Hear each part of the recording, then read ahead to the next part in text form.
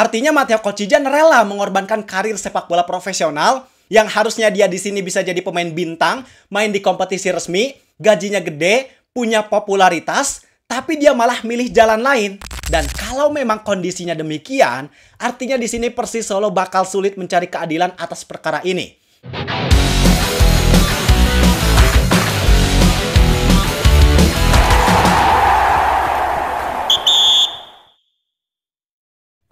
Kalau ditanya klub dari Super League mana yang di musim ini nasibnya paling susah, jawabannya adalah Persis Solo. Kenapa Persis Solo? Karena mereka tantangannya saat ini bukan cuma harus lawan klub lain, tapi mereka juga harus mengatasi masalah internalnya sendiri. Mulai dari performa mereka yang tak kunjung baik sampai pekan ke-7 karena baru mendapat 1 kemenangan dari 7 laga yang bikin mereka ada di posisi ke-16, isu terkait penunggakan gaji pemain, sanksi skor 9 laga untuk pemain asing mereka Fuad Sule imbas dari masalah yang terjadi di klub sebelumnya.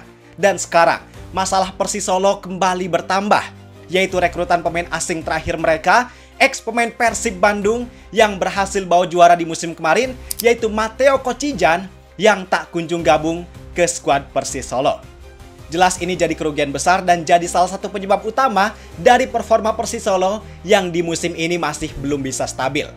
Parahnya lagi, padahal Matteo Kocijan ini udah tekan kontrak sama Persis Solo, udah ditunggu-tunggu banget kehadirannya, karena tentu sangat diharapkan untuk jadi amunisi tambahan skuad Laskar Sambernyawa.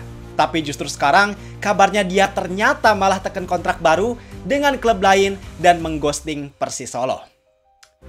Ini parah banget sih. Dan pastinya banyak dari kalian yang bertanya-tanya tentang apa masalah yang terjadi. Kenapa Kocijan bisa sampai ghosting atau hilang kabar gini?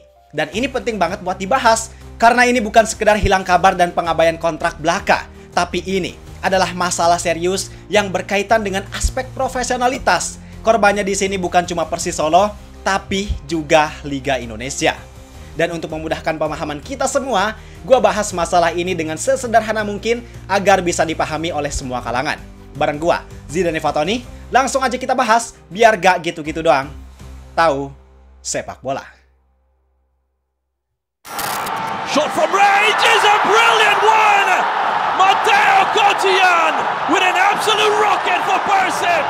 Sebenarnya masalah ini cukup mind-blowing. Di sini gue bakal banyak cerita tentang kronologi dari masalah Matteo Kocijan ini. Dan yang pertama, yang kita harus pahami dulu tentang gimana kondisinya. Jadi Matteo Kocijan adalah pemain asing asal Kroasia yang di bursa transfer kemarin emang statusnya free agent. Walaupun di musim sebelumnya Kocijan jadi salah satu aktor Persib yang bisa raih gelar back-to-back champions, tapi performanya dinilai masih kurang cukup buat ditawarkan perpanjangan kontrak sama Maung Bandung. Buat kalian yang belum tahu, sebenarnya pemain ini punya kualitas. Keunggulan utamanya adalah dia merupakan pemain yang serba bisa alias versatile. Bisa main di posisi gelandang tengah, gelandang bertahan, center back, sampai back kiri. Nah, karena fleksibilitas itulah, Kocijan emang sering jadi solusi. Khususnya ketika di Persib Bandung musim kemarin, ketika ada beberapa pemain yang terkendala gak bisa main, Kocijan jadi solusi yang tepat untuk mengisi kekosongan tersebut. Cuman yang jadi kekurangan, performanya emang terkadang inkonsisten.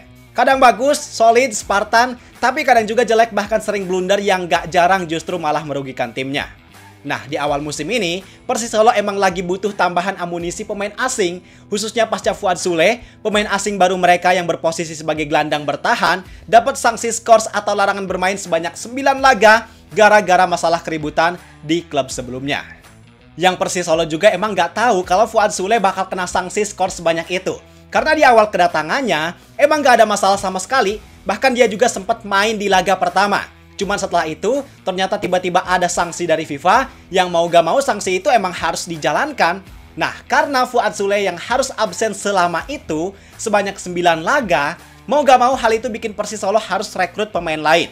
Selain buat menambah kedalaman, tapi juga buat mengisi kekosongan posisi gelandang yang awalnya emang diproyeksikan posisi tersebut bakal diisi sama Fuad Sule. Dan muncullah nama Matteo Kocijan. Jadi bisa dibilang perekrutan Kocijan ini pada dasarnya bukan jadi rencana awal. Bahkan kalau bisa dibilang panic buying, ya ini adalah panic buying. Karena perekrutan yang gak direncanakan dan terjadi di deadline transfer BRI Super League pada tanggal 31 Agustus 2025. Nah udah tuh, kedua pihak udah sepakat. Pihak Persis Solo juga udah official ngumumin Matteo Kocijan sebagai pemain baru. Dan Kocijan juga langsung cepet-cepet didaftarin ke I-League sebelum pendaftaran pemain ditutup. Dan sejauh proses tersebut gak ada masalah sama sekali. Bahkan kabarnya Mateo Kocijan juga udah sempat OTW dari Kroasia menuju Indonesia. Tapi di perjalanannya, pas dia lagi transit di Doha, Qatar, katanya Kocijan mengalami kendala tentang kesehatannya yang mengharuskan dia menjalani perawatan. Dan karena insiden tersebut, Kocijan akhirnya milih balik ke Kroasia dan minta waktu buat fokus pemulihan dulu. Di situ, oke lah. Ya namanya orang sakit kita juga kan gak bisa maksa. Manajemen Persisolo pun memaklumi Kocijan buat datang telat ke Indonesia. Tapi setelah itu, yang jadi masalahnya, alih-alih jadi amunisi baru, jadi kekuatan tambahan, Kocijan justru malah gak kunjung datang bahkan sampai pekan ke-7 BRI Super League. Bukan cuma gak datang, tapi dia juga malah hilang kabar. Padahal harusnya ketika memang dia mengalami cedera, mengalami masalah di kesehatannya, komunikasi dengan pihak klub harusnya tetap berjalan. Justru di sini pihak Persisolo sebagai klubnya harus tahu gimana kondisi dari Kocijan. Karena tentu kedepannya Persisolo yang bakal mengelola atau merawat kesehatan Kocijan jika emang ada masalah, jika emang ada kendala. Tapi ini malah di ghosting, malah menghilang. Dan atas kondisi ini, manajemen Persisolo juga nggak tinggal diam. Mereka udah coba ngontak Kocijan, ngontak agennya, tapi gak ada jawaban sama sekali. Sampai mereka juga udah ngasih ultimatum atau peringatan, tapi gak digubris sama sekali, baik itu oleh Kocijan maupun agennya. Sampai akhirnya di tanggal 26 September 2025, ada salah satu media Kroasia bernama Klikac.hr memberi kabar tentang kondisi terkini dari Mateo Kocijan.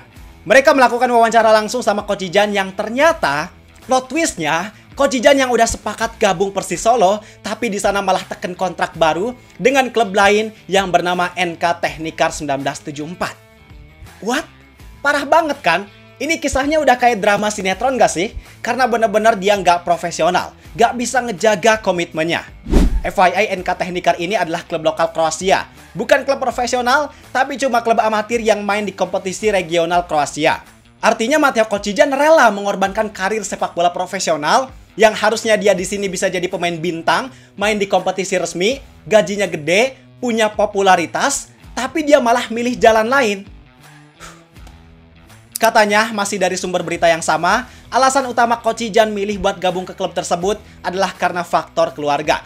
Dia pengen lebih dekat sama keluarganya. Itu alasan utamanya. Kalau dari segi alasan memang masuk akal dan masih bisa diterima. Oke lah, dia gak bisa jauh dari keluarga. Tapi yang gak bisa diterimanya adalah dia udah sepakat buat gabung Persisolo. Udah didaftarkan, udah diumumkan, tapi dia malah mengabaikan kesepakatan dan sampai ghosting gak bisa dihubungi. Itu yang jadi masalah. Dan ini bukan masalah kecil, tapi masalah besar. Kenapa? Karena kondisi ini jelas bikin Persisolo ada di situasi sulit, yang mereka harus segera mengambil tindakan atas masalah ini. Cuman kita nggak tahu pasti, apakah Mateo Kocijan udah menandatangani kontrak secara resmi atau belum. Hitam di atas putih dan di atas materai, atau hanya kesepakatan secara verbal. Tapi kalau kita lihat dari berita media Kroasia tadi, narasinya mengartikan bahwa Kocijan belum sepenuhnya resmi. Artinya dia belum tanda tangan kontrak secara final. Dan kalau memang kondisinya demikian, artinya di sini Persisolo bakal sulit mencari keadilan atas perkara ini. Karena secara hukum, jelas Mateo Kocijan sulit untuk disentuh. Dan ini jelas jadi kerugian, bukan hanya untuk Persisolo, tapi juga untuk Liga Indonesia. Kalau untuk Persisolo, jelas dampaknya instan. Kasus ini bakal punya pengaruh besar terhadap stabilitas skuad mereka di musim ini. Bayangin, masalah ini tentu di luar dari rencana tim pelatih. Walaupun di posisi gelandang ini mereka masih punya opsi, tapi tentu opsi awal yang harusnya posisi tersebut bisa diisi oleh pemain asing, baik itu Fuad Sule maupun Mateo Kocijan, ini mereka nggak bisa ngisi. Dan mereka, pihak manajemen, udah menghabiskan banyak waktu untuk negosiasi, untuk pendekatan, pendaftaran, bahkan menunggu. Tapi usaha tersebut malah nggak menghasilkan apa-apa. Padahal kalau negosiasi ini nggak dilakukan dengan Mateo Kocijan, mungkin Persisolo udah bisa dapat amunisi tambahan yang nyata, yang sekarang udah ada dan bisa ngasih dampak terhadap permainan mereka. Tapi karena kondisi ini, akhirnya mereka sekarang masih kesulitan buat bersaing. Karena secara kualitas, secara materi pemain, praktis mereka ada di bawah klub-klub BRI Super League lain.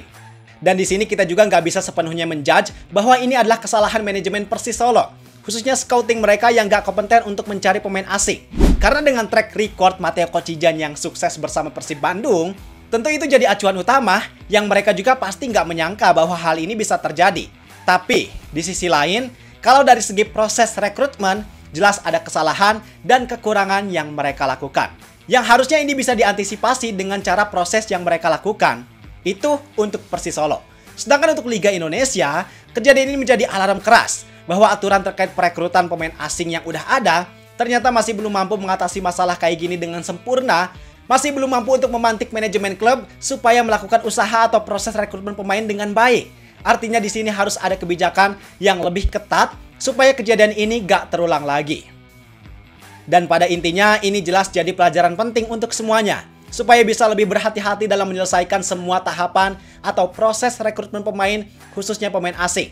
Terlebih lagi, di era modern ini, yang namanya komitmen serta profesionalisme jadi elemen yang sangat menentukan stabilitas tim di tengah ketatnya kompetisi BRI Super League sekarang. Jadi gimana pendapat kalian tentang masalah ini? Yuk kita diskusi di kolom komentar. I think untuk video kali ini cukup sekian. Like dan subscribe-nya jangan lupa. Terima kasih, semoga bermanfaat dan sampai jumpa di video berikutnya. See ya!